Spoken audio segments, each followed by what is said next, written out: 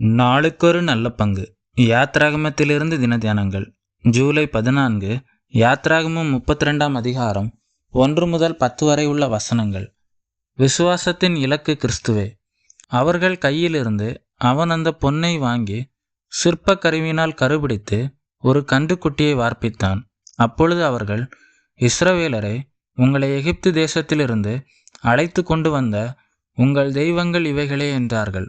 வசனம் 4. இஸ்ரவேல் மக்களின் வரலாற்றில் இந்த நாள் ஒரு மோசமான நாளாக மாறியது. மோசே மலையில் தேவனிடத்தில் கட்டளையை பெற்றுக்கொண்டிருந்த சமயத்தில் ஆரோன் மக்களை பல வழிகளில் தவறாக வழிநடத்தினான். இஸ்ரவேல் மக்கள் அடிமைத்தனத்திலிருந்து விடுதலையாகி புறப்பட்டு வந்தபோது எகிப்தியர்களிடம் பெற்று அணிந்திருந்த பொன் ஆபரணங்களை வாங்கி உருக்கினான். தனிப்பட்ட முறையில் தான் வார்ப்பித்த பொன் கன்றுக்குட்டியை, இவையே உங்களை எகிப்திலிருந்து அழைத்து கொண்டு வந்த உங்கள் தெய்வங்கள் என்றான். இன்னும் மோசமான வகையில் அதற்கு பலிபீடம் கட்டி பலியிட்டு பண்டிகை ஆசாரித்து மக்களை கொண்டாட்ட மனநிலைக்கு தள்ளினான். இதோ, தேவன் மனுஷனை செம்மையானவனாக உண்டாக்கினார், அவர்களோ அநேக உபாய தந்திரங்களை தேடிக் கொண்டார்கள் என்ற பிரசங்கியின் கூற்று எவ்வளவு உண்மையானது. மோசே மலையில் 40 நாட்கள் தேவனுடன் இருந்தபோது இந்த மக்கள் என்ன செய்து கொண்டிருந்தார்கள்? இதற்கான பதிலை ஸ்தேவான் நமக்கு கூறுகிறார். இவனுக்கு நம்முடைய பிதாக்கள் கீழ்ப்படிய மனதாயிராமல் இவனை தள்ளிவிட்டு தங்கள் இருதயங்களில் எகிப்திற்கு திரும்பினார்கள்.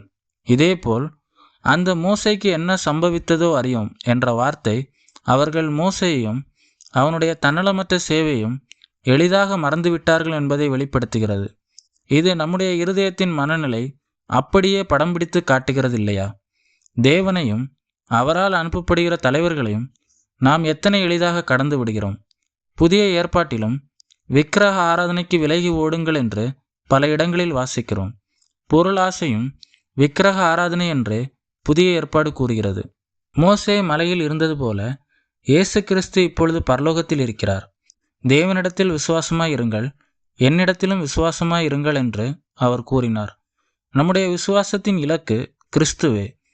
அவர் மேல் நாம் கொண்டிருக்கும் அன்பும் ஐக்கியமுமே விக்கிரக ஆராதனையிலிருந்து நம்மை விலக்கி காக்கும். இங்கு நாம் கவனிக்க வேண்டிய வேறு சில காரியங்களும் இருக்கின்றன. மக்களின் ஆபரணங்கள் ஆசாரிப்பு கூடார பணிக்கு பதில் சிலை செய்ய பயன்பட்டது. கர்த்தருடைய பண்டிகை ஆசரிப்பதற்கு முன்னதாகவே கன்றுக்குட்டிக்கு பண்டிகை கொண்டாடினார்கள். இவ்விதமான வஞ்சனைக்குரியவற்றிலிருந்து நம்மை காத்து கொள்ள வேண்டியது அவசியம். மக்கள் புசிக்கவும் குடிக்கவும் உட்கார்ந்து விளையாட எழுந்தார்கள். உலக மதங்கள் அனைத்தும் வழிபாட்டையும் கொண்டாட்டத்தையும் ஒன்று சேர்த்து வைத்திருக்கின்றன. தேவனுடைய ராஜ்யம் புசிப்பும் குடிப்பும் அல்ல, அது நீதியும் சமாதானமும் பரிசுத்த ஆவியினால் உண்டாகும் சந்தோஷமுமாய் இருக்கிறது. சுபாவத்தின்படி நாம் ஆரோனை காட்டிலும் இஸ்ரவேல் மக்களை காட்டிலும் நல்லவர்கள் அல்லர். நாமும் அதிகமாக விழுந்துவிடக்கூடிய ஆபத்தில்தான் இருக்கிறோம். ஆகவே அவருடைய கிருபையை பற்றி கொண்டு என்னை ஆதரித்தருளும், அப்பொழுது நான் இரட்சிக்கப்பட்டு எக்காலமும் உம்முடைய பிரமாணங்களில் பேரில் நோக்கமாயிருப்பேன் என்ற ஜெபத்தை ஏறெடுப்போம்.